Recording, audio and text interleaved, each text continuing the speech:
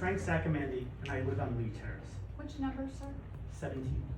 Last week, my husband and I ran a quantitative and comparative analysis on the impact of the Fair Share Housing Settlement Agreement. The results are shocking. The zoning changes on the agenda tonight will irreparably destroy the character of our town. More than 4,000 new housing units could be created by these zoning changes. Adding to the 470 new units required in other parts of the settlement agreement, this could lead to a population increase of almost 70%.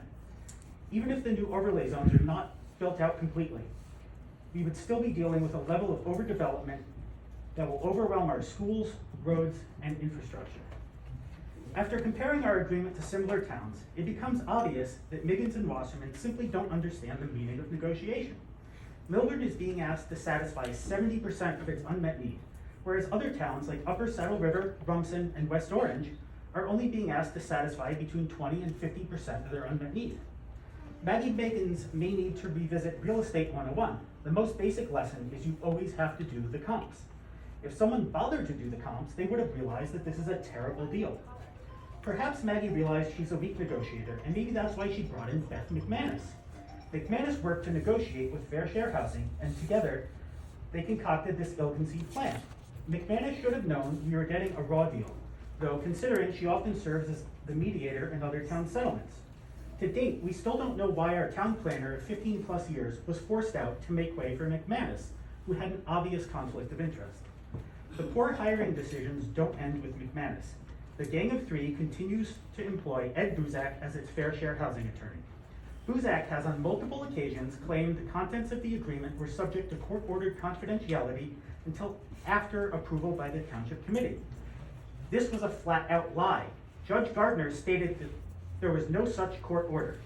Buzak knew what he was doing. In fact, when serving as Denville's Fair Share Housing attorney 1 year prior to lying to us, he led an information session to inform Denville's residents of the contents of their agreement prior to their Township Committee voting on it. If that had happened here, then there is no way this would have been rammed through, because residents would have demanded that it be rejected and renegotiated.